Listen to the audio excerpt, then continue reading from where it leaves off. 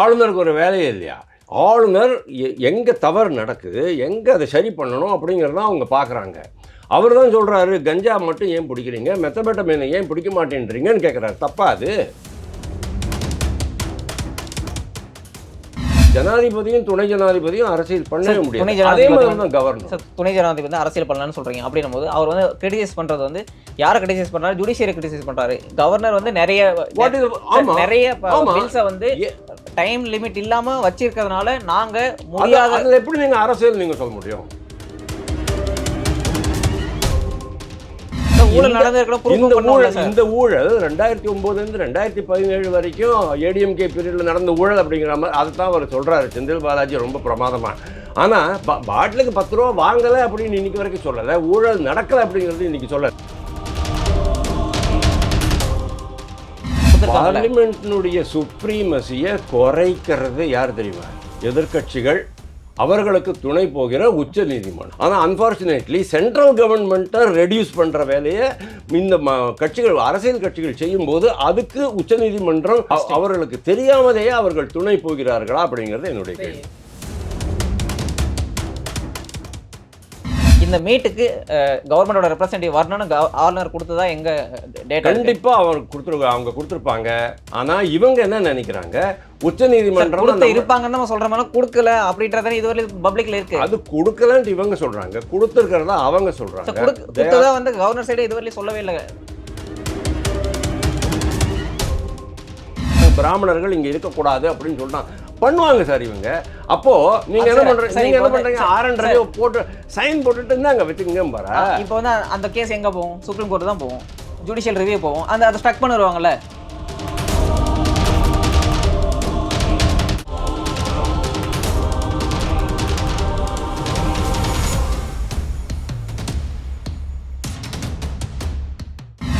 இல்லபட்சினியர்களுக்கு வணக்கம். இன்னைக்கு நம்ம கூட அரசியல் விமர்சகர் வாசுதேவன் சார் இருக்காரு. அவர்கிட்ட கேட்க நிறைய கொஸ்டின்ஸ் இருக்கு, வாங்க கேட்போம். வணக்கம் சார். வணக்கம் அன்புதாசன். எப்படி இருக்கீங்க சார்? நல்லா இருக்கேன்ப்பா சார். நேற்று நம்மளுடைய ஆளுநர் ரவி வந்து ஏற்பாடு செய்த துணைவேந்தர்கள் மாநாடு பல்வேறு விமர்சனத்துக்குள்ளே இருக்கு. இதை எப்படி பார்க்குறீங்க? விமர்சனத்துக்கு உள்ளாகுவது இயற்கை தான். நான் அவரை அனௌன்ஸ் பண்ணும்போது ஒரு வாரம் முன்னால் அவரை அனௌன்ஸ் பண்ணார் இல்லையா, அன்றைக்கே நான் வந்து சொல்லியிருந்தேன் இது வந்து கண்டனத்திற்கு உள்ளாக போகிறது அப்படின்னு சொன்னேன். கண்டனம் செய்யணுமா வேண்டாமா நான் சொல்லலை. ஏன்னா அவர் வந்து வேந்தருங்கிற அடிப்படையில் தான் அந்த மாநாட்டை கூட்டுறாரு. இதுக்கு முன்னால் 3 வருஷம் கூட்டியிருக்காரு, 4வது வருஷம் இதை கூட்டுறாரு. அப்படிங்கும்போது இதில் வந்து கண்டனம் பண்ணுறதுக்கு ஒன்றுமே கிடையாது. ஆனால் கண்டனத்திற்கு உள்ளாகும் அப்படின்னு நான் சொன்னேன். அதுக்கு காரணம் வந்து இதுக்கு முன்னால் வந்து உச்சநீதிமன்றத்துடைய தீர்ப்பு தான். அந்த தீர்ப்பு தான் ரொம்ப கிளியராக அவங்க சொல்கிறதா இவங்க சொல்கிறாங்க. அதாவது துணைவேந்தரை நியமனம் பண்ணுறதுக்கு அதிகாரம் நம்மளுக்கு கொடுத்துட்டாங்க. அதனால் இனிமேல் துணைவேந்தரை தான் நம்ம தான் துணைவேந்தர் மாநாடு நடத்தணும். அதுக்கு முன்னாலே கூட சென்னையிலேயே ஒரு இதில் நடத்தினாங்க, துணைவேந்தர் மாநாடு நடத்தி. சீஃப் மினிஸ்டர் கூட அதுக்கு தீர்ப்பு வந்த பின்னாடி ஒரு முக்கியமான இன்ஸ்ட்ரக்ஷன் சொல்லுறாங்க, எல்லாத்தையும் துணைவேந்தரை கூப்பிட்டு ஒரு மீட்டிங் போட்டிருந்தாரு. ஆமாம், அந்த மீட்டிங் போட்டதுக்கப்புறமா நாமெல்லாம் நினச்சோம் சரி இனிமேல் அவர் தான் துணைவேந்தர் போட்டிருக்கு அப்படின்ட்டு. பட் அவங்க என்ன சொல்கிறாங்க, துணைவேந்தர் நியமனத்துக்கு தான் உங்களுக்கு வந்து அதிகாரம் கொடுத்துருக்கே தவிர உங்களை துணைவேந்தர் ஆக்கலை அப்படிங்கிற மாதிரி ஒரு இன்டர்பிரிட்டேஷன் வந்தது. அதுக்கப்புறமா தான் நான் அந்த 10 மசோதாக்களையும் பார்த்தேன். அந்த 10 மசோதாக்களையும் எங்கேயுமே இது சொல்லலை. இது மாதிரி ஆளுநரை நீக்கி அப்புறப்படுத்தி அல்லன்னா வீட்டுக்கு அனுப்பி முதலமைச்சர் தான் வேந்தராக இருக்க வேண்டும் அப்படிங்கிற மாதிரி அதுங்க எதுலையுமே போடலை. துணைவேந்தர் நியமனத்திற்கு இது கேட்டிருக்கிறாங்க, அதாவது ஆளுநர்கிட்ட பவர் அதிகாரம் கேட்டிருக்காங்க, அதிகாரம் கொடுக்கப்பட்டிருக்கு, அவ்வளோதான். அதனால் இப்போ இன்டர்பிரிட்டேஷன் என்ன அப்படிங்கிறது ப்ராப்ளம் வர்றது. இப்போ ஒரு நிமிஷம், இப்போ இவங்க வந்து என்ன பண்ணணும், ஒரு வேளை ஆளுநர் செய்தது தவறு அப்படின்னு சொன்னால் இவங்க வந்து நீதிமன்ற அவமதிப்பு அப்படிங்கிற வழக்கு இவங்க வந்து தொடர முடியும். அதாவது முதலமைச்சர் மாநில அரசு தொடர முடியும். ஆனால் அவங்களுக்கு வந்து இந்த மாதிரி ஒரு ஐடியா இப்போ இருக்கிற மாதிரியே எனக்கு தெரியல. எனக்கு தெரிஞ்ச மாதிரி அவங்க மாதிரி ஒன்றுமே கிடையாது. ஆனால் அந்த மீட்டிங்கில் அவங்க சொன்ன இவர் ஆளுநர் வந்து ரொம்ப பயங்கரமான சில கருத்துக்களெல்லாம் சொல்லியிருக்கிறாரு. இந்த மாதிரி போலீஸை வச்சு மிரட்டியிருக்கிறாங்க அப்படிங்கிற மாதிரிலாம் சொல்லியிருக்கிறாரு. ஆனால் ஒரு ஆளுநர் அந்த மாதிரி சொல்கிறார் அப்படின்னு சொன்னால் ஜஸ்ட் லைக் இது குருட்டாம்போக்கில் சொல்லிட்டு போகிற மாதிரியான ஒரு கருத்தாக நான் பார்க்கல. அவருக்கு வந்து இன்புட்ஸ் எதாவது கண்டிப்பாக வந்திருக்கும். இந்த அடிஷன் டு தட் திருநெல்வேலியிலேருந்து போனவர் பாதி தூரத்தில் மிரட்டப்பட்டு தான் திரும்பி வந்தார் அப்படிங்கிற மாதிரி வேறு சில அறிக்கைகள்லாம் வந்திருக்கு. அறிக்கைகள்ங்கிறத விட சில தகவல்கள் வந்து சார் அதான் சார் இப்போ வந்து ஒரு பர்சன் சொல்கிறாங்கன்னா அவருக்கு வந்து அக்கௌண்டபிலிட்டி இருக்கிறது தான் அவர் அதிகமாக நம்புவாங்க. அப்படின்னும் போது இங்கே இருக்கிற கவர்னருக்கு அந்த அக்கௌண்டபிலிட்டி அந்த பொறுப்பு இருக்கா அப்படின்ற மிகப்பெரிய கொஸ்டின் எழுந்திருக்குல்ல. ஏன்னா இதுக்கு முன்னாடி அவருக்கு வந்து ஒரு இன்டர்பிரிட்டேஷன் சொல்கிறார் சட்டத்தை பற்றி. அந்த இன்டர்பிரிட்டேஷன் தப்பாக இருக்கும்போது அவருடைய சொல்கிற கருத்துக்கள்லாம் கரெக்டாக இருக்குமா அப்படின்ற விஷயம் இருக்குல்ல. எதை பற்றி அவர் தவறான கருத்து சொன்னார்? சரி இப்போ வந்து எனக்கு ஒரு பில்லு வருதுன்னா அந்த பில்லை நான் சைன் பண்ணாமல் இருந்தாவே டெட்டுன்னு அர்த்தம் அப்படின்னு சொன்னார்ல. உச்சநீதிமன்றம் வந்து அதை சரி பண்ணி எடுத்து சொன்னா ஆளுநர் சரிப்படுத்த சார் அவர் இன்டர்பிரேட் பண்ணதே தப்புன்னு தான் சொன்னாங்க. அதை தான் அவர் இன்டர்பிரேட் பண்ணது தப்புன்னு உச்சநீதிமன்றம் சொன்னது, நான் தப்புன்னு சொல்கிறேன். நீங்கள் அதை சரின்னு சொல்கிறீங்க. உங்களுக்கு வந்து உச்சநீதிமன்றம் சொன்னது வேத வாக்காக இருக்கலாம். என்னை பொறுத்த வரைக்கும் உச்சநீதிமன்றம் தவறு பண்ணியிருக்கு அப்படி தான் நான் நினைக்கிறேன். அப்போது அதை வச்சுக்கிட்டு நீங்கள் ஆளுநர் வந்து தப்பு பண்ணிட்டார் அப்படின்னு நீங்கள் சொல்கிறது அது உங்களுடைய இந்த திராவிட கட்சிகளுடைய கருத்தாக நீங்கள் பிரதிபலிக்கிறீர்கள். சார் அது இல்லாமல் இப்போ சிதம்பரம் கோயிலில் ஒரு முக்கியமான விஷயம் நடந்துச்சு. அப்போ வந்து பெண்களுக்கு ஒரு விஷயம் பால விவாகம் பண்றாங்க அப்படின்றதுக்கான ப்ரூஃபே அவர் கொடுக்கவே இல்லைல்ல. டெஸ்ட் பண்றாங்க அப்படின்னு சொன்னாங்க. அப்போ அது வந்து நிரூபிக்கப்படவே இல்லைல்ல கடைசி வரலையும். நிரூபிக்கணும் அப்படிங்கிறது இவங்களோட தான். அதாவது இந்த ஆனஸ் அப்படின்னு சொல்லுவாங்க இல்லையா, ஆளுநர் சொல்லிட்டாரு. ஆளுநருக்கு சில தகவல்கள் இருக்கு. ஆளுநர் சும்மா கேஷுவலாக ஒரு நிமிஷம் ஆளுநர் அங்கே உட்காந்துட்டு ஹிந்து பேப்பரையும் டைம்ஸ் ஆஃப் இந்தியாவும் படிச்சுட்டு சொல்லாத சார். அவருக்கு வந்து ஏகப்பட்ட அவருடைய கண்ணு காது மூக்கு எல்லாமே அவருக்கு இருக்குது. எல்லாத்தையும் வச்சு தான் அவர் தகவல் சேகரிச்சுக்கிட்டு ஆத்தன்டிக்காக அது ஃபேக்ட் செக் பண்ணதுக்கப்புறம் தான் அவர் அதை சொல்ல முடியும், சொல்லுவார். ஓகே, அப்படி இருக்கும்போது அவர் சொன்னது தப்பு, இவங்க பண்ணது தான் கரெக்டு அப்படின்னு நீங்கள் சொன்னால் நீங்கள் திருப்பியும் திராவிட கட்சிகளினுடைய கருத்தாகத்தான் இருக்கிறீங்க, அதை பிரதிபலிக்கிறீங்க அப்படின்னு. திராவிட கட்சிகள் இல்லை. இப்போ வந்து நம்ம ஒரு பொறுப்பு எடுத்துக்கிறோன்னா அந்த ஃபேக்ட் வந்து நிரூபிக்கிறவர்களே நம்ம தானே பொறுப்பு எடுத்துக்கணும். அப்படின்னு போது ஆளுநர் சொல்கிற விஷயத்துக்கு அவர் தானே பொறுப்பு எடுத்துக்கணும். மறுக்கட்டுமே இவங்க. இப்போ வந்து இவங்க மறுக்கட்டுமே, பால விவாகம் நடந்தது அப்படின்னு சொல்லட்டுமே. 2 ஃபிங்கர் டெஸ்ட் பண்ணல அப்படின்னு இவங்க ப்ரூவ் பண்ணிட்டு இருங்க. அதே மாதிரி இப்போ வந்து ஒரு டைம் கார்ல போறாரு, அங்க வந்து செருப்பு எடுத்து அப்போ வந்து ராஜ்பவன் ட்வீட் என்ன பண்றாங்க, இவங்க எல்லாமே நடவடிக்கை எடுக்கலாம் அப்படின்னு சொல்றாங்க. ஆனா கவர்மெண்ட் சைடு நடவடிக்கை எடுத்தாங்க, எஃப்ஐஆர் ஃபைல் பண்ணியிருந்தாங்கல்ல. ஏன் இப்போ வந்து ஆளுநர் வந்து ஒரு அரசு மேல களங்கத்தை கொண்டு வரணும் அப்படின்றதுக்காக இந்த மாதிரி தகவல்லாம் சொல்றாரா? ஆளுநருக்கு ஒரு வேலையே இல்லையா? ஆளுநர் எங்கே தவறு நடக்குது, எங்கே அதை சரி பண்ணணும் அப்படிங்கிறதான் அவங்க பார்க்குறாங்க. அவர் தான் சொல்கிறாரு, கஞ்சா மட்டும் ஏன் பிடிக்கிறீங்க, மெத்தபெட்டமைனை ஏன் பிடிக்க மாட்டேன்றீங்கன்னு கேட்குறாரு. தப்பா அது? அவர் கேட்குறாரு, நீங்கள் வந்து சட்டம் ஒழுங்கு சரியில்லை, ஜாதிய வன்கொடுமை ஏகப்பட்ட நடக்குதுங்கிறாரு. அது தப்பா? ஆன்மீக பூமி தான் இது அப்படின்னு அவர் சொல்கிறாரு. எப்படி சார் 44,000 கோயில் தமிழ்நாட்டில் மட்டுமே இருக்குது? ஆன்மீக பூமியிலன்னா இது என்ன? அதுக்கப்புறமா தான் வந்து ராமசாமி நாயக்கர் வந்து ஒரு இடத்துலையும் போயிட்டு அவருடைய சொந்த சிலையை வந்து நிறுவி வச்சிருக்கிறாரு. அப்போது அது வந்து உடனே வந்து பகுத்தறிவு மண்ணை மாறிடுமா? நாஸ்திக பூமியாக இது மாறிடுமா? என்ன சார் பேசுகிறீங்க? நம்மளுடைய பாரம்பரியத்தை பற்றி பேசுகிறாரு, தமிழை பற்றி பேசுகிறாரு, நம்மளுடைய தமிழ் கலாச்சாரத்தை பற்றி பேசுகிறாரு. நீங்கள் தான் வந்து உல்டாவாக பேசிக்கிட்டு இருக்கீங்க. வடக்கன்ஸுங்கிறீங்க, பானிபூரி அப்படிங்கிறீங்க, பீடாவாயன் அப்படிங்கிறீங்க, கக்கூஸ் கழுவ வந்தாங்க அப்படிங்கிறீங்க. இந்த மாதிரி பிரிவினை இவங்க தான் பண்ணுறாங்களே தவிர ஆளுநர் இன்னைக்கு வரைக்கும் நான் பார்த்த வரைக்கும் சார், செப்டம்பர் 2021 வந்தார் சார். இன்றைக்கி வந்து கிட்டத்தட்ட 3.5 வருஷம் ஆகிப்போச்சு. ஓகே, 3.25 வருஷம் ஆகிப்போச்சு. இன்னைக்கு வரைக்கும் அவர் ஏதாவது ஒரு தவறான செய்கையோ ஒரு தவறான சொல்லோ பயன்படுத்திருக்கிறார் சொன்னா இன்னைக்கு வரைக்கும் நான் பார்க்கல. அதனால அக்கௌண்டபிலிட்டிங்கிறது அவருக்கு அல்ல, அக்கௌண்டபிலிட்டி கவர்மெண்ட்டுக்கு வேணும். மாறி மாறி உச்சநீதிமன்றம் கூட்டு வச்சுக்கிட்டே இருக்கான். இன்றைக்கும் செந்தில் பாலாஜி தொடர்றாரு, பொன்முடி தொடர்றாரு, இவர் தொடர்றாரு, KN நேரு தொடர்றாரு, அனிதா ராதாகிருஷ்ணன் தொடர்றாரு, துரைமுருகன் தொடர்றாரு அமைச்சராக. இன்னைக்கு வரைக்கும் இவங்களால ஊழல் நடக்கவில்லை அப்படின்னு சொல்ல முடியறதில்ல. அவர் என்ன சொன்னாரு, இது வந்து இந்த ஊழல் 2009 2017 வரைக்கும் ஏடிஎம்கே பீரியட்ல நடந்த ஊழல் அப்படிங்கிற மாதிரி அதைத்தான் அவர் சொல்றாரு செந்தில் பாலாஜி ரொம்ப பிரமாதமா. ஆனா பாட்டிலுக்கு 10 ரூபா வாங்கல அப்படின்னு இன்னைக்கு வரைக்கும் சொல்லல, ஊழல் நடக்கல அப்படிங்கிறது இன்னைக்கு சொல்லல. ஆனா ஒரு நிமிஷம், அமலாக்கத்துறை இது பண்ணக்கூடாதுன்னு ஏன் சொல்றீங்க? ஊழல் நடக்கிறதுனா உங்களுக்கு என்ன பயம்? சார் அதை தான் நான் சொல்கிறேன். Accountability falls. அக்கௌண்டபிலிட்டி வந்து கவர்மெண்ட்டுக்கு தான் வேணுமே தவிர, ஏன்னா government is answerable to the public. Governor is not answerable to the public. ஆனால் அதுக்காக கவர்னர் வந்து பொறுப்பற்ற முறையில் பேசுகிறார் அப்படின்னு நான் சொல்லலை. கரெக்டாக தான் சொல்லிட்டு இருக்கிறாரு. He guides the government. நீங்கள் இந்த மாதிரி பண்ணுங்க அப்படின்னு சொல்கிறாரு. நம்ம என்ன பண்ணுறோம்? கருக்கா வினோதை வச்சு பெட்ரோல் குண்டு அடிப்போம். அவ்வளோதான் நம்ம பண்ணுறது. சரி, இப்போ வந்து இப்போ ஒரு மாநாடு நடத்துறாரு. அந்த மாநாட்டுக்கான ஒரு நோக்கம் இருக்கும், அதுக்கான ஒரு ஸ்டெப்ஸ் இருக்கும், அதுக்கான ஃபியூச்சர் வந்து இதை வந்து இப்படி கொண்டு போகலாம் அப்படின்னு ஒரு ஸ்டெப்ஸ் இருக்கும். அப்படின்னும் போது இந்த இடத்துல ஆளுநர் ஒரு மாநாட்டை கூட்டுறாரு. இந்த மாநாட்டுக்கான ஒரு ஒரு ப்ளூ பிரிண்ட்டாக வச்சிருப்பாரு. இந்த ப்ளூ பிரிண்ட்டை யார் இம்ப்ளிமெண்ட் பண்ண போறா? ஸ்டேட் கவர்மெண்ட் தான் பண்ண போறாங்க. அப்படின்னு ஸ்டேட் கவர்மெண்ட் ரெப்ரசன்டேட்டிவ் இல்லாமல் அவர் பாட்டுக்கு மாநாடு நடத்தினா இதால என்ன யூஸ் இருக்கு? ஸ்டேட் கவர்மெண்ட்டை லூப்பில் கொண்டு வரலான்னு உங்களுக்கு எப்படி தெரியும்? அது வந்து கோவி செழியன் சொல்றாருன்னு நீங்க சொல்றீங்க. சார் கோவை செழியன் இல்லை சார், கவர்மெண்ட் ரெப்ரசன்டேட்டிவ்க்கு இந்த லெட்டர் போயிருக்கும்ல? கண்டிப்பா லெட்டர் போயிருக்கும், போகாம இருக்காது. போக இல்லை சார். பப்ளிக்ல இதுவரையிலும் சார் அப்படின்னா கவர்னர் சொல்லியிருப்பாரு நான் லெட்டர் அனுப்புனேன் சார். கவர்மெண்ட் ரெப்ரசன்டேட்டிவ் இல்லை, கவர்னருக்கு வந்து பாதுகாப்பு கொடுக்கறது யாரோட ரெஸ்பான்சிபிலிட்டி? அரசனுடைய ரெஸ்பான்சிபிலிட்டி. அவர் ஒரு வாரம் முன்னாலேயே அவர் அங்கே சொல்லியாச்சு. அவங்களுடைய செக்யூரிட்டி டிபார்ட்மெண்ட்டு இவங்களுடைய போலீஸ் டிபார்ட்மெண்ட் 2 பேரும் சேர்ந்து இணைந்து அந்த செக்யூரிட்டி புரோட்டோகால் எல்லாம் அவங்க பண்ணாம இருக்க மாட்டாங்க. நான் நம்பல சார். கவர்னர் வந்து செக்யூரிட்டி போறாரு, ஊட்டி போறாரு, அவர் செக்யூரிட்டி கொடுக்குறாங்க. இந்த மீட்டுக்கு கவர்மெண்டோட ரெப்ரசன்டேட்டிவ் வரணும்னு ஆளுநர் கொடுத்ததா எங்க டேட்டா? கண்டிப்பா அவங்க கொடுத்துருப்பாங்க. ஆனா இவங்க என்ன நினைக்கிறாங்க? உச்சநீதிமன்றம் இருப்பாங்கன்னு நம்ம சொல்ற மாதிரி கொடுக்கல அப்படின்றத இதுவரை பப்ளிக்ல இருக்கு. அது கொடுக்கலன்னு இவங்க சொல்றாங்க, கொடுத்துருக்கிறதா அவங்க சொல்றாங்க. கொடுத்ததா வந்து கவர்னர் சைடு இதுவரை சொல்லவே இல்லை. கவர்னர் சொல்லுவாரா இருக்கும், அதுக்கும் நம்ம ஒன்றும் பண்ண முடியாது இல்லையா சார்? ஆனா ஒரு கவர்மெண்ட் ரெப்ரசன்டேட்டிவ் இது வந்து சீஃப் மினிஸ்டர் ஒரு கான்ஸ்டிடியூஷனல் போஸ்ட், அவர் ஒரு கான்ஸ்டிடியூஷனல் போஸ்ட் இல்ல சார். இப்போ ஹையர் எஜுகேஷன் இருக்கு, அவங்க எடுக்க போற ஸ்டெப்ஸை வந்து இம்ப்ளிமெண்ட் பண்ண போறதோ ஃபண்ட் அலோகேட் பண்ண போறதோ யாரு?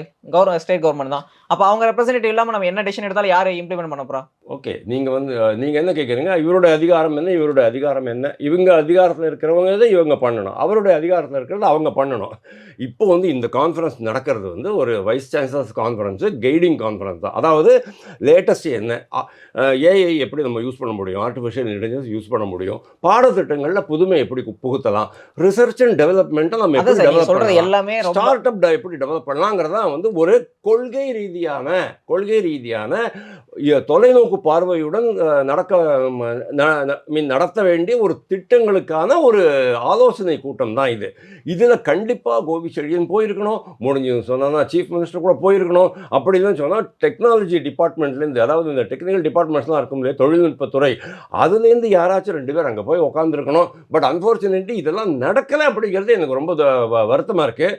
அதாவது ஆளுநர் நடத்த எந்த நிகழ்ச்சிக்கும் நாங்கள் போக மாட்டோம் அப்படின்ட்டு சந்திரசேகர் ராவ் இருந்தார் இதில் தெலுங்கானாவில். அதே நோக்கம் தான் இவங்க புறக்கணிச்சிருக்கிறாங்க, பாய்காட் பண்ணியிருக்கிறாங்க. அது மட்டும் இல்லாமல் நீங்கள் யாரும் போகக்கூடாது அப்படின்னு சொல்லிட்டு இவங்களுக்கு வந்து இது கொடுத்துருக்குறாங்க, மிரட்டல் விடுத்திருக்கிறாங்க. கண்டிப்பாக அது நான் வந்து கவர்னர் சொல்கிறதா நான் நம்புகிறேன், அரசு சொல்கிறதா என்னால் நம்ப முடியல. ஏன்னா இந்த அரசுக்கு வந்து நம்பகத்தன்மையே இல்லாமல் போயிடுச்சு. முன்னுக்கு பின் முரணாக பேசுகிறாங்க. 100 நாள் வேலை வாய்ப்பு திட்டத்துக்கு பணத்தை கொடுக்குறாங்க, 39,000 ரூபாய்க்கு அக்கௌண்ட் சொல்லுன்னு அண்ணாமலை சொன்ன பிறகு வாயை மூடிக்கிட்டாங்க. இது மாதிரி ஒவ்வொரு சமயத்திலும் இவங்க வந்து இது மாதிரி தான் வந்து அபத்தமாக பேசி மாட்டிக்கிறாங்க. வேற ஆளுநர் இன்னைக்கு கரெக்டாக அவர் வந்து என்ன ஃபேக்டோ, உண்மை என்னவோ அதை மட்டும்தான் அவர் சொல்கிறாரு நான் பார்க்குறேன். அதனால ஆளுநர் சொன்னதெல்லாம் உண்மை இருக்குது. ஆனால் இவங்க போகாமல் இருந்தது வந்து இவங்க வேணும்னே ஆளுநரை சிறுமைப்படுத்துறதுக்காகவும், மத்திய அரசை சிறுமைப்படுத்துறதுக்காகவும், துணை ஜனாதிபதியை சிறுமைப்படுத்துறதுக்காகவும், கேவலப்படுத்துறதுக்காகவும் இவங்களுடைய திட்டம். சார் அதான் சார். இப்போ இந்த மீட்டுக்கு வந்து ஒரு சீஃப் கெஸ்ட், ஒரு முக்கியமான பர்சன் வந்து துணை ஜனாதிபதி வராரு அப்படின்ற போது ஆளுநர் இங்கே வந்து ஒரு சீஃப் கெஸ்ட்டை நம்ம சாதாரணமாக கூப்பிட மாட்டோம். அந்த சீஃப் கெஸ்ட் வந்து கூப்பிட மாட்டோம்னு அவங்க எங்கே சொல்லிருக்காங்க? கூப்பிட மாட்டோம் இல்லை சார். இப்போ வந்து ஒரு அரசியல் இங்கே வந்து சொல்ல வராரு, அது என்ன அரசியல்னு சொல்லுங்க.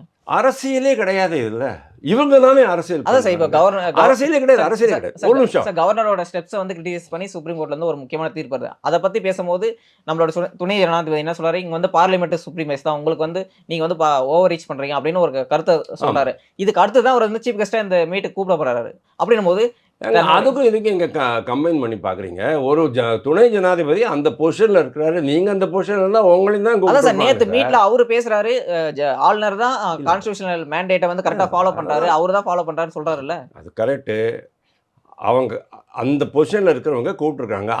அதாவது அவர் ஆளுநர் துணை ஜனாதிபதி வந்து உச்சநீதிமன்றத்தின் மீது வைத்த கருத்துக்களுக்கும் இந்த ஊட்டியில் நடந்த துணைவேந்தர்கள் நிகழ்ச்சிக்கு வந்ததுக்கும் எந்த சம்மந்தமும் ஆனா அவர் கிடையாது. பேசவும் சம்மந்தப்படுத்தி தானே பேசுறாரு. இப்போ வந்து கவர்னரை கிரிட்டிசைஸ் பண்ணி சுப்ரீம் கோர்ட் சொன்னதுக்கு ஆமா, இது ஒரு இவரு என்ன ஆப்பர்ச்சுனிட்டியா எடுத்துக்கிட்டாங்க. அவ்வளவுதான். அதாவது இதையே ஒரு ஆப்பர்ச்சுனிட்டியா எடுத்துக்கிட்டு இதுலயும் பேச ஆரம்பிச்சாங்க. அவ்வளவுதான். வேற ஒண்ணுமே அதாவது இதுல வந்து அரசியலே கிடையாதுங்க.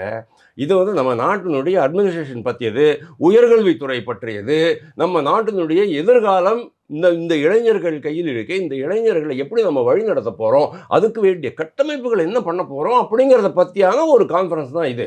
அவ்வளோதான். இதுக்கு இம்பார்ட்டன்ஸ் நீங்கள் கொடுக்கணுமே தவிர இதில் வந்து எந்த அரசியலும் அவங்க ரவி அரசியல் பண்ண மாட்டார். துணை ஜனாதிபதி அரசியல் பண்ணவே மாட்டார். ஏன்னா அவர் அந்த கான்ஸ்டியூஷன் போஸ்ட்ல இருக்கிறாரு. ஜனாதிபதியும் துணை ஜனாதிபதியும் அரசியல் பண்ணவே முடியாது. அதே மாதிரி தான் கவர்னர். துணை ஜனாதிபதி வந்து அரசியல் பண்ணலாம்னு சொல்றீங்க. அப்படின்னும் போது அவர் வந்து கிரிட்டிசைஸ் பண்றது வந்து யாரை கிரிட்டிசைஸ் பண்றாரு? ஜுடிஷியரை கிரிட்டிசைஸ் பண்றாரு. கவர்னர் வந்து நிறைய பில்ஸை வந்து டைம் லிமிட் இல்லாம வச்சிருக்கிறதுனால நாங்க முடியாத. அதுல எப்படி நீங்க அரசியல் நீங்க சொல்ல முடியும்? அரசியல் நீங்க எப்படி சொல்ல முடியும்? அதான் சரி. அதாவது அரசியல் உள்நோக்கம் இருக்கு, இவங்களை பழி வாங்குவேன் அப்படிங்கிற மாதிரி எல்லாம் கிடையாது. நீங்க ஏன் சார் அப்படி பாக்குறீங்க? சரி, இங்க வந்து Anbudasan really I am amazed. I am really amazed. எப்படி நீங்கள் வந்து அரசியல் நான் வந்து எனக்கு ஒரு அதிகாரம் கொடுத்துருக்குறாங்க. அவர் என்ன சொல்கிறாரு, நான் அதை ஒப்புதல் அளிக்காமல் வச்சிருக்கேன்னு சொன்னேன்னா அது லேப்ஸ் ஆகிடுதுங்கிறத அர்த்தம் எழுதியே கொடுத்துருக்குறாரு. அதான் சார் டெட்னு சொல்கிறாரு. டெட்னு சொல்கிறதுக்கான பவர் அவருக்கு இருக்கா? பவர் இருக்குன்னு அவர் சொல்றாரு. நம்ம ரெண்டு பேரும் டிசைட் பண்ண முடியாது. உச்ச நீதிமன்றம் டிசைட் பண்ணிச்சு, அது தப்பு. அந்த ரெண்டு நீதிபதிகள் சொன்னது, பரடிவாலாவும் மாதேவனும் சொன்னது தப்பு. நான் எல்லா இடத்துலையும் உங்க இதுலையும் நான் சொல்லியிருக்கேன். இது டிசைட் பண்ண வேண்டியது கான்ஸ்டிடியூஷனல் பெஞ்ச் தானே தவிர இவங்களோ அவங்களோ ஈவன் பார்லிமெண்ட்டோ கிடையாது. சுப்ரீம் கோர்ட் தானே கார்டியன் ஆஃப் இந்தியன் கான்ஸ்டிடியூஷன். அவங்க தானே அதை இன்டர்பிரேட் கரெக்டாக பண்ண முடியும். கார்டியன் தான் அவங்க இன்டர்பிரேட் பண்றது சரி அப்படின்னு நான் ஒத்துக்க மாட்டேன். ஏன்னா இதுக்கு முன்னாலே கூட பல தவறான ஜட்ஜ்மெண்ட்ஸ் எல்லாம் வந்திருக்கு. அவங்களுடைய ஜட்ஜ்மெண்ட்டே கூட அவங்க மாற்றிருக்காங்க. ஒரு நிமிஷம், மக்களால் தேர்ந்தெடுக்கப்பட்ட அரசு போட்ட சட்டத்தை கூட அவங்க வந்து மாட்டேன் அப்படின்னு சொல்லியிருக்கிறாங்க. அதனால ரொம்ப உன்னதமான மனிதர்கள் தேவலோகத்திலேருந்து வந்திருக்காங்கலாம் நீங்கள் சொல்லாதீங்க. அவங்களும் தப்பு செய்யக்கூடியவர்கள் தான் தப்பு பண்ணியிருக்காங்க. சார் இப்போ தீர்ப்பு வந்து மாற்றப்பட எந்த தீர்ப்பு வந்தால் அதை வந்து மாறும். இப்போ என்ன தீர்ப்பு இருக்கோ அதை வச்சு நான் பேச முடியும். இப்போ வந்து நம்மளுடைய வைஸ் பிரசிடென்ட் என்ன சொல்கிறாருன்னா, இங்க வந்து பார்லிமெண்டரி சுப்ரீமசி அப்படின்னு சொல்றாங்க. இந்தியால பார்லிமெண்டரி சுப்ரீமசி இருக்கா? இல்ல, பார்லிமெண்டரி சுப்ரீமசி இருக்கு. ஏன் இல்லாம? ஏன்னா இந்தியன் கான்ஸ்டிடியூஷன் தானே. இப்போ வந்து நம்ம இப்போ வந்து நீங்க யூகே எடுத்துக்கிட்டா அங்க வந்து பார்லிமெண்டரி அவங்க என்ன வேணாலும் வந்து பாஸ் பண்ண முடியும். ஆனா இந்தியால அப்படி பாஸ் பண்ண முடியாதுல்ல. இந்தியன் பேசிக் கான்ஸ்டிடியூஷன் கேஷ்வானந்த பாரதி கேஸ் பின்னாடி ஒரு இந்தியாவோட பேஸ் இதுதான் அப்படின்னு சொல்ற பின்னாடி அதை நீங்க ஓவர் கம் பண்ற மாதிரி ஒரு கான்ஸ்டிடியூஷன் லா கொண்டு வர முடியாது. அப்ப பார்லிமெண்ட் சுப்ரீமசி இங்க இல்ல. எல்லாத்துக்குமே இப்ப பேலன்ஸ் ஆஃப் பவர் கொடுத்துருக்காங்க. பார்லிமெண்ட்னுடைய சுப்ரீமசியை குறைக்கிறது யார் தெரியுமா? எதிர்க்கட்சிகள், அவர்களுக்கு துணை போகிற உச்ச நீதிமன்றம். இது என்னுடைய அக்யூசேஷன். எனக்கு ஒரு டவுட் சார். இப்போ வந்து பார்லிமெண்டரி சுப்ரீமசின்னு வைஸ் நீங்க கேஷ்வானந்த பாரதி கேஸ் பத்தி நீங்க கேட்டீங்க. அதான் பட்டாம்பழைய கேஸ். அதுக்கப்புறமா எஸ்ஆர் பொம்மை வந்தது. அதுவும் இன்னொரு ரெஃபரன்ஸ் கேஸ் தான். அதான் சார். இப்போ வந்து பார்லிமெண்டரி சுப்ரீமசி அப்படின்னா இங்க வந்து மக்கள் எடுக்கிற முடிவு தான் முக்கியமான முடிவு அப்படின்றதான கான்செப்ட். அப்படின்னும் போது இங்க வந்து தமிழக சட்டமன்றத்தில் மக்கள் தேர்ந்தெடுக்கப்பட்ட ஒரு பிரதிநிதிகள் எடுக்கிறாங்க. அந்த பிரதிநிதிகள் எடுத்த தீர்ப்பு தான் கரெக்ட்னு சொல்லிட்டு தானே சுப்ரீம் கோர்ட் சொல்லியிருக்காங்க. அதுதானே அப்போ வைஸ் பிரசிடென்ட் சொல்றதானே சுப்ரீம் கோர்ட் சொல்லியிருக்காங்க.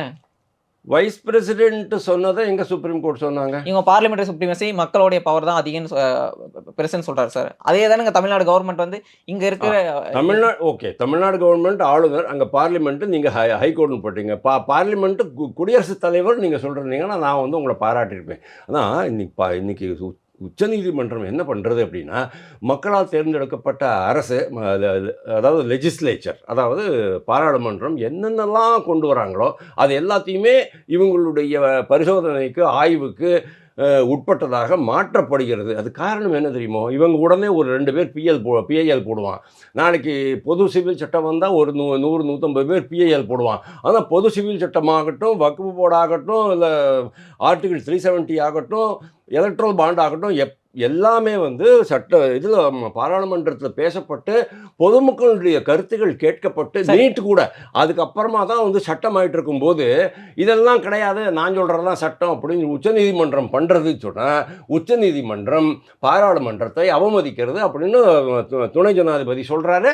அதை நான் ஏற்றுக்கிறேன். அதான் சார், இப்போ சுப்ரீம் கோர்ட் வந்து ஒரு லா வருதுன்னா அதில் எல்லா லா எடுத்தோடனே இந்த லா எடுத்துருவாங்க, நான் வந்து கேன்சல் பண்ணுறேன்னு சொல்லலாம். அவங்க வந்து ஒரு டிஸ்கஷன்ஸ் போகிறாங்க, இந்த லாவில் இந்த பாயிண்ட் வந்து இந்தியன் கான்ஸ்டியூஷன் எதிராக இருக்குது, இந்த பாயிண்ட் வந்து இப்போ எலக்ட்ரல் அமௌண்ட் எடுத்துக்கிற ஃப்ரீ அண்ட் ஃபேர் எலெக்ஷன்ஸ் எதிராக இருக்குது அப்படின்னு ஒரு பாயிண்ட்டை சொல்லி தானே அவங்க ஸ்ட்ரக் பண்ணுறாங்க. அப்போ அவங்கள நம்ம எப்படி உள்நோக்கம் கற்பிக்க முடியும்? அதாவது அவங்க என்ன பண்ணணும், இதுதான் வந்து ஜுடிஷியல் ஓவர் ரீச் சொல்கிறேன். எது சார் ஜுடிஷியல் ரிவ்யூ தானே சார்? அவங்க என்ன பண்ணணும், கான்ஸ்டிடியூஷன் படி இது கரெக்டாக இல்லையா அதை மட்டும்தான் பார்க்கணும். எல்லாமே கான்ஸ்டிடியூஷன் பாருங்கள், சுப்ரீம் கோர்ட் மட்டும் இல்லை சார், சுப்ரீம் கோர்ட்டுக்கு வந்து இந்த மாதிரி ஏதோ ஒரு மேட்டரில் ரெஃபரன்ஸுக்காக சுப்ரீம் கோர்ட்டு வச்சுக்கலாம், பரவாயில்ல. ஆனால் பாராளுமன்றத்தில் நடத்துகிற ஒவ்வொன்றையுமே நான் இவங்ககிட்ட கொண்டு போயிட்டு வெயிட் பண்ணுறது அப்படிங்கிறது வந்து பாராளுமன்றத்தை அவமதிக்கிற மாதிரி ஒரு சமாச்சாரம். அதை தான் நம்ம நாட்டு மக்கள் இல்லை, நம்ம நாட்டு மக்கள் அதாவது ஏஜிஆரா இன்னும் ஒரு சிட்டிசன்ஸ் ஃபார் டெமோக்ரஸி இது மாதிரி ஏதோ ஒரு சில அமைப்புகள்லாம் இருக்குது, பிரசாந்த் பூஷனோடதெல்லாம் இருக்குது. அவங்கெல்லாம் வேணும்னே இதை கொண்டு போய்ட்டு அங்கே கொடுத்து ஒரு 40-50 பேர்கிட்ட வந்து ஃபைல் போட, இப்போ பிஐஎல்ஓ இல்லைன்னா வேறு ஏதாவது ரிட்டு போட வச்சு சுப்ரீம் கோர்ட்டை உள்ளே இழுத்து பாராளுமன்றத்தை அவமதிக்கிறாங்க. இதுக்கு பாராளுமன்றத்துக்குள்ள இருக்கிற உறுப்பினர்களே, அதாவது லைக் ராகுல் காந்தி, அபிஷேக் மனு சிங்கிவி ஆகட்டும், கபில், அவங்களே இதுக்கு வந்து துணை போயிட்டு இருப்பாங்க. அதனால இதெல்லாமே ஒரு கொட்டை, ஒரு எக்கோ சிஸ்டம் மாதிரி டெவலப் ஆகிட்டு இருக்குது. அதனால என்ன ஆயிடுச்சு, இன்னைக்கு அவங்க வந்து ஜனாதிபதிக்கே ஆர்டர் போடுற அளவுக்கு ஆகிப்போச்சு. ஜனாதிபதிங்கிறது ரொம்ப பெரிய ஒரு சமாச்சாரம். நம்ம நாடு வந்து யூனிட்ரி செட்டப் தான். ஓகே, மாநிலங்கள்னால வந்து மத்திய அரசு இருக்குன்னு சொல்லிட்டு இங்கே திராவிட கட்சிகள், தோழமை கட்சிகள், அதுக்கப்புறமா அவங்களுக்கு ஜால்ரா போடுற அந்த மூத்த பத்திரிகையாளர்கள்னு தாங்களே சொல்லிக் கொள்கிறவர்கள்லாம் பண்ணுறாங்கல்ல, அது தப்பு. யூனிலேட்ரல் அப்படின்னு அதுதான் சென்ட்ரல் கவர்மெண்ட் தான் ஆல் பவர்ஃபுல். சென்ட்ரல் கவர்மெண்ட்டை நினச்சா ஒரு மாநிலத்தை பிரிக்க முடியும், இணைக்க முடியும், எதை வேணாலும் பண்ண முடியும், இல்லைன்னா சஸ்பெண்ட் பண்ணி வைக்க முடியும். எல்லா அதிகாரமும் சென்ட்ரல் கவர்மெண்ட் தான் கொடுத்துருக்குது. அப்போது சென்ட்ரல் கவர்மெண்ட்டு ஸ்ட்ராங்காக இருக்கணும். அப்போ தான் வந்து நாட்டினுடைய உள்நாட்டு பாதுகாப்பு, வெளிநாட்டு பாதுகாப்பு எல்லாத்துக்குமே நல்லதாக இருக்கும். ஆனால் அன்ஃபார்ச்சுனேட்லி சென்ட்ரல் கவர்மெண்ட்டை ரெடியூஸ் பண்ணுற வேலையை இந்த கட்சிகள், அரசியல் கட்சிகள் செய்யும்போது அதுக்கு உச்சநீதிமன்றம் பை மிஸ்டேக், அதாவது விருப்பப்பட்டல்ல, அவர்களுக்கு தெரியாமலேயே அவர்கள் துணை போகிறார்களா அப்படிங்கிறது என்னோட ஒரு கொஸ்டின் இருக்குது. இப்போ வந்து பிஜேபி இருக்காங்க சென்ட்ரல் கவர்மெண்ட்டில். இப்போது நான் வந்து நீங்கள் சொன்ன மாதிரி ஒரு பர்சனாக இருக்கேன், சரி நான் இப்போ கம்யூனிஸ்ட்டாக இருக்கேன் வச்சுக்கலாம், நான் வந்து இப்போ சென்ட்ரல் கவர்மெண்ட் போயிட்டேன் அப்படின்னும் போது இந்தியாவில் இருக்கிற எல்லாருமே கம்யூனிஸ்ட்டாக தான் இருக்கணும் அப்படின்னு சொல்லி ஒரு சட்டம் கொண்டு வரேன்னு வச்சுக்கலாம். பார்லிமெண்ட்டில் எனக்கு மெஜாரிட்டி இருக்குது, எல்லாம் நான் பாஸ் பண்ணிட்டேன். இப்போது அந்த சட்டம் வந்து தப்புன்னு சொல்லிட்டு சுப்ரீம் கோர்ட் சொல்லணுமா வேணாமா? சுப்ரீம் கோர்ட்டு ஏன் சொல்லணும்? அந்த பவர் வந்து சுப்ரீம் கோர்ட் இருக்குல்ல சார். சுப்ரீம் கோர்ட் அட்ஜூடிகேட் இதெல்லாம் அட்ஜூடிகேட் பண்ணக்கூடாது சார். அது ஒரு வேளை பார்லிமெண்ட்ல பாஸ் ஆச்சு. அதை தான் நான் இங்கே சொன்னேன். தமிழ்நாட்டில் நான் ஒரே ஒரு நிமிஷம், தமிழ்நாட்டில் நான் வந்து தப்பான ஒரு பரப்புரை செஞ்சு நான் ஃபுல் மெஜாரிட்டியில் வந்துட்டேன். ஒரு 500க்கு 543 பாஸ் ஆயிடுதுன்னு வச்சுக்கோங்க. இப்போ நான் ஒரு சட்டம் ஏற்றுறேன், இங்க இருக்கிற எல்லாருமே கம்யூனிஸ்ட் மட்டும் தான் ஃபாலோ பண்ணணும், எல்லாரும் கம்யூனிஸ்ட் கட்சியில மட்டும் தான் இருக்கணும் ஒரு லா போடுறேன். இங்க யாருக்கும் எதாச்சாரிகமா நான் எடுத்துக்கிறேன். இதை எடுத்துட்டு போய் ஒரு சட்டமா பாஸ் பண்ணிட்டு நான் வந்து டிக்டேட்டரா மாறிடுறேன். இந்த சட்டம் வந்து இப்போ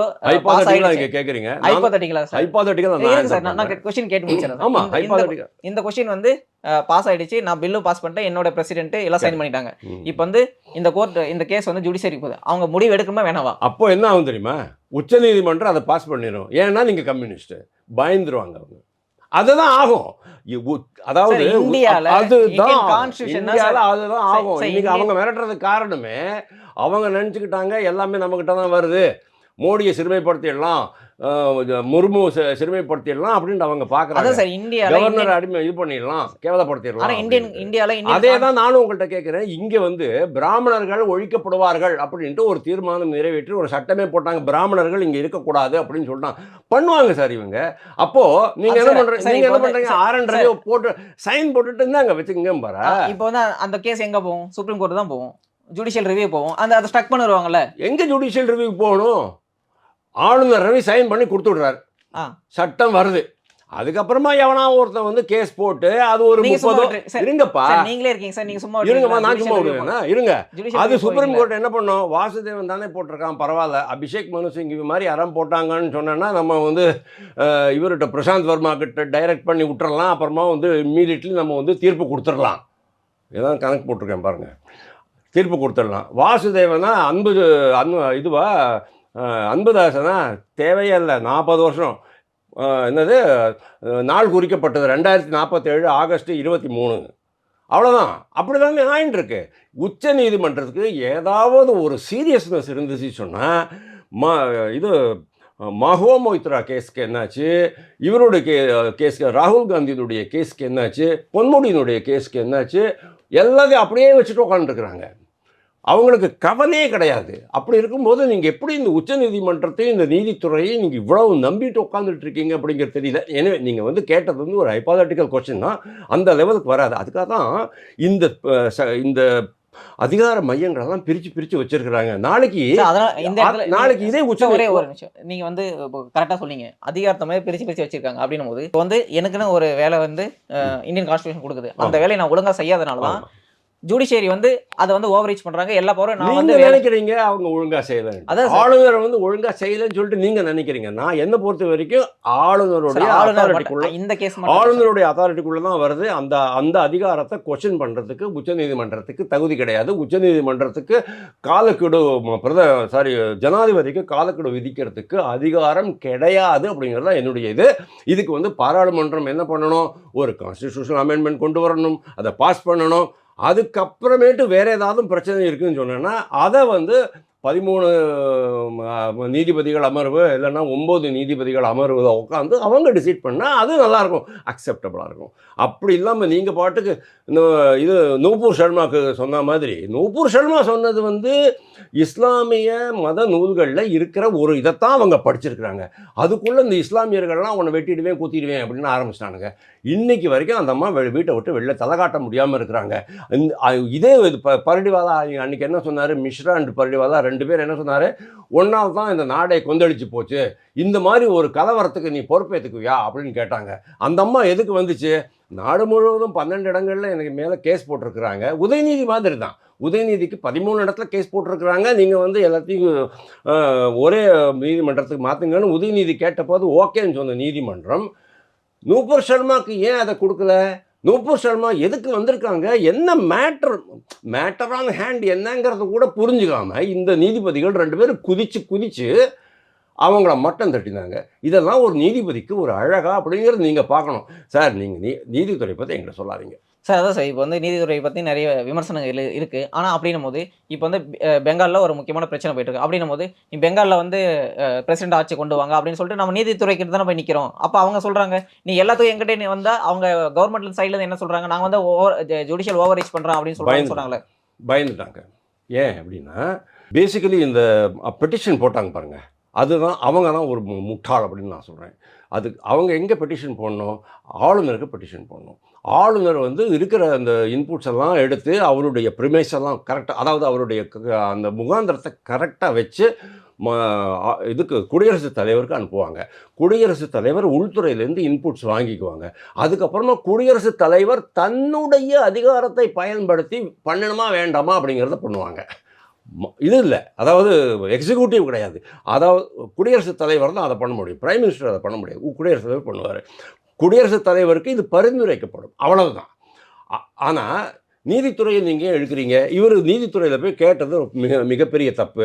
அப்போது அவர் என்ன பண்ணிவிட்டார், ஏற்கனவே நாங்கள் வந்து எக்ஸிக்யூட்டிவ்னுடைய அதிகாரங்களில் தலையிடுறதா ரொம்ப பேர் சொல்கிறீங்க, எங்களுக்கு கெட்ட பேர் வந்துக்கிட்டு இருக்கு, நான் எப்படி ஜனாதிபதிக்கு ஆர்டர் போட முடியும் அப்படின்னு கேட்குறாரு. பார்த்தீங்களா, இதுதான் மனமாற்றம், இதுதான் பயம். அந்த பயம் இருக்கணும். அதாவது அவர் ஒரு பெரிய அதிகாரி, அவர் வந்து ஒரு தனி இதில் ஜோனில் இருக்கிறார், நம்ம ஒரு தனி ஜோனில் இருக்கோம். தனித்தனியாக அதிகாரங்கள் வரையறுக்கப்பட்டிருக்கின்றன, யாரையும் யாருடைய காலையும் மிதிக்க முடியாது அப்படிங்கிற அந்த கட்டுப்பாட்டுக்குள்ளே இப்போது உச்சநீதிமன்றம் வந்தது நான் ரொம்ப சந்தோஷப்பட்டேன். உங்கள் நேரத்தை ஒதுக்கி நிறைய கருத்துக்களை தெரிவித்தமைக்கு ரொம்ப ரொம்ப நன்றி சார்.